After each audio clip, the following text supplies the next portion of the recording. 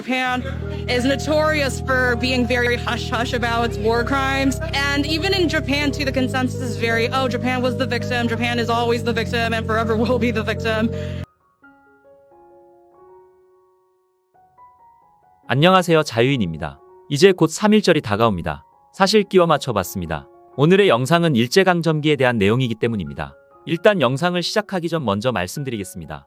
저는 어떠한 정치적 성향을 나타내지 않습니다. 또한 일제강점기를 단편적인 모습이 아닌 입체적으로 바라보고 싶은 사람 중 하나입니다. 그저 저는 해외 반응을 다루는 유튜버라는 걸 알아주셨으면 좋겠습니다. 저는 오늘 일제강점기에 대한 자세한 설명보다는 이곳에 초점을 맞추려고 합니다. 바로 일본의 식민지 교육관과 자신들을 미화하는 그런 부분이죠. 저는 이런 유튜브 영상을 우연히 보게 되었습니다. 한번 보시죠. Japan and Germany committed some of the most horrific war crimes in World War II, except Germany honors its victims and Japan does not. I live in Tokyo and have visited Berlin twice. Berlin has several memorials dedicated to World War II victims such as the Jewish, Roma, Nazi resistors, and LGBTQ people. In Tokyo, we have a shrine dedicated to those who have died in service of Japan, including war criminals of World War II. There's also a museum in Japan dedicated to kamikaze pilots, celebrating their devotion to the country. There are no memorials in Japan acknowledging the millions of murdered Korean, Chinese, and Filipino victims. In fact, the mayor of Osaka was butthurt when an American city unveiled a statue in 2017 dedicated to the comfort women who were forced into sexual slavery by the Imperial Japanese Army. Of course, there are controversial statues around the world which can serve as historical awareness and a reminder of past mistakes. It's up to governments to find a balanced approach to acknowledge history.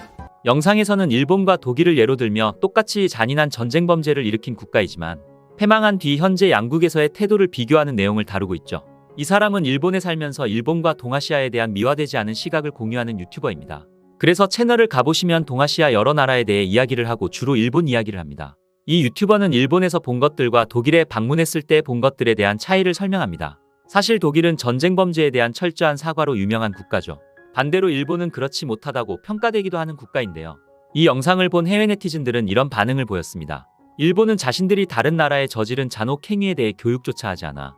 내 남자친구의 친구가 일본 여성과 결혼했는데 그녀는 일본이 저지른 일들 대부분을 전혀 몰랐어. 단순히 배운 적이 없었기 때문이야. 도대체 학교에서 뭘 가르치는지 생각하게 만들지. 필리핀인으로서 이건 좀 충격적이야. 우리 수업에서는 항상 일본 점령기가 얼마나 잔혹했는지 배웠어.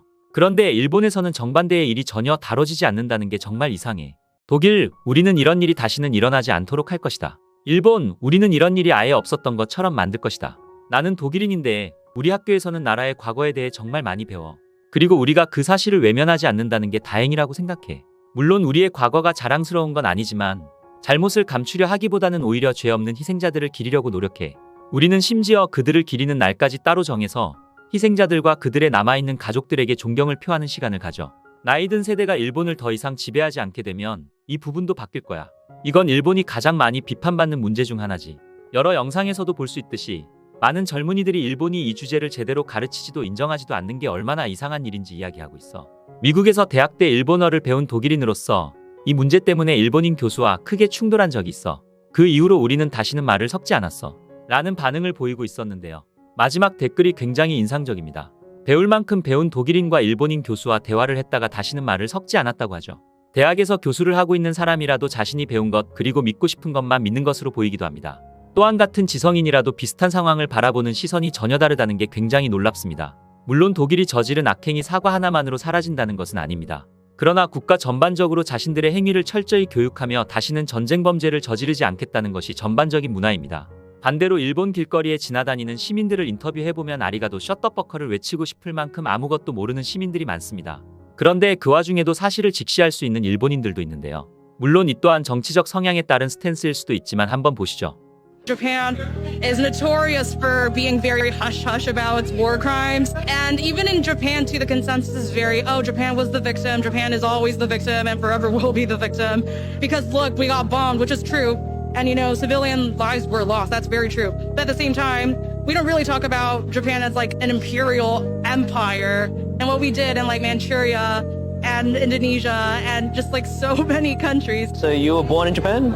Yeah, I was born and raised here. I don't really remember learning about, like, say, comfort women, like in Korea. I only really learned about it in depth in college. So I do think, in terms of the education system here, again, it's biased. The narrative is always, oh, Japan was the victim.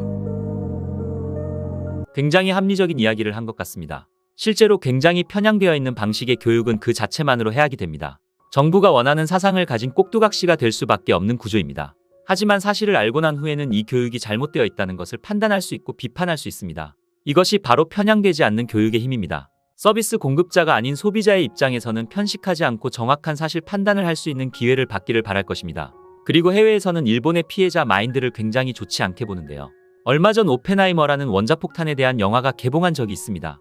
이에 대해 일본은 조금 예민한 반응도 보였고 시민들도 이런 생각을 가지고 있었습니다. 78年経って多分みんな薄れてきてるとはちょっと思うんですけど、今のタイミングでまた映画することによって、再認識というかさせられるんでいい機会かなと思ってます。でやっぱ亡くなった方々もたくさんいる中で、なんていうの、面白さというかそういうのは多分一切いらないところだと思うので、それは謝って謝罪した方がいいんじゃないかなと思います。 이런 인터뷰를 해외 네티즌들은 그때도 두드려 까고 있었습니다. 쟤네는 마치 일본 제국이 죄가 없었던 것처럼 행동하네. 그들은 자신들이 저지른 만행을 인정하기는커녕 국민들에게 교육조차 안 하잖아. 그러니까 피해자인 척하지 마. 이건 너희가 자초한 일이야.